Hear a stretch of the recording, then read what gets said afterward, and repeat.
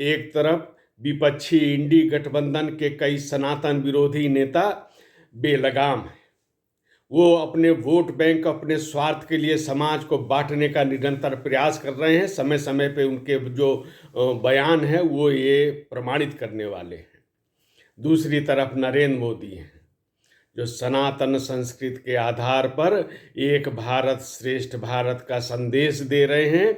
और इसी सनातन संस्कृति ने विविधताओं के बाद भी युगों युगों तक भारत को एक बना के रखा है। आज उसी तथ्य की आवश्यकता है। सरकारें आएंगी जाएंगी, पार्टियां जीतेंगी, लेकिन भारत को एक रहना चाहिए, श्रेष्ठ रहना चाहिए। ये भाव हमारी नई पीढ़ियों में आना चाहिए। नरेंद्र मोदी ने काशी तमिल संगमम में यह विचार व्यक्त किए। पूरा का पूरा जो यहाँ का वातावरण था काशी का, ये ऐसा लग रहा था कि ये हम भाषागत अंतर हैं, लेकिन हमारे जो सांस्कृतिक मूल्य हैं, सांस्कृतिक सूत्र हैं, वो हमको जोड़ने का काम करते हैं। दक्षिण भारत के तमिलनाडु के अनेक आचार्य यहाँ पे आए थे, संस्कृत के वैदिक मंत्रों का उल्लेख कर रहे थे। 12 तमिल पीठों के श्री महंत लोग यहाँ पे उपस्थित थे। बड़ी संख्या में तमिलनाडु के विद्यार्थी, शिक्षक, अन्य लोग उपस्थित थे। और नरेंद्र मोदी जो संदेश देते हैं काशी वड़क्कम, यह हमारा राष्ट्रबोध को जागृत करने वाला एक अभिवादन है और यह हमारी एकता का सूत्र भी है। तमिल संस्कृति है और जो भारत संस्कृति है उसी का ही एक हिस्सा है। और नरेंद्र मोदी ने कहा भी कि तमिलनाडु से काशी आने का मतलब ये है कि भगवान भोलेनाथ के एक घर से दूसरे घर पे हम आते हैं। कोई फर्क नहीं है, केवल भाषागत अंतर है। हमारी आराधना, हमारी आस्था एक जैसी है।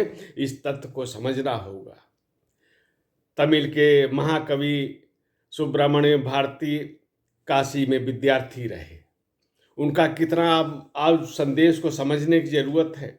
वो उन्होंने कहा था कि काशी में जो मंत्रोच्चार होते हैं, अगर वह तमिलनाडु के कांची में भी सुनाई पड़ने लगे तो कितना अद्भुत होगा।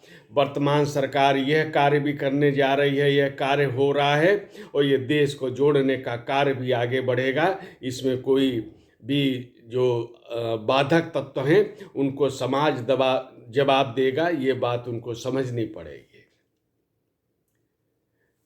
नरेंद्र मोदी ने कहा कि काशी श्री गंगा जी के तट पर स्थित है और तमिलनाडु का मदुरै वगई के तट पर है। और यह गंगई या वगई, यह जो केवल भाषा का अंतर है, हमारे भोलेनाथ, हमारे गंगा जी का भाव, यह एक समभाव है।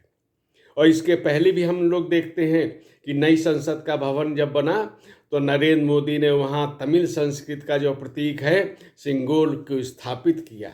और राष्ट्रीय स्तर पे जिसको लोग नाम भी भूल चुके थे, जिसको एक संग्रहालय में रख छोड़ के उपेक्षित कर दिया गया था, आज पूरे देश में उस पर गर्व की अनुभूति हो रही है कि तमिल संस्कृति का जो प्रतीक है सिंगोल, वो हमारे एक नई संसद में प्रतिष्ठित हुआ है और पूरे देश के लिए गौरव की बात है। तो कुल मिला के हम कह सकते हैं कि सरकारों को और राजनीतिक पार्टियों को सबको ये समझना चाहिए कि भारत की एकता कायम रहनी चाहिए।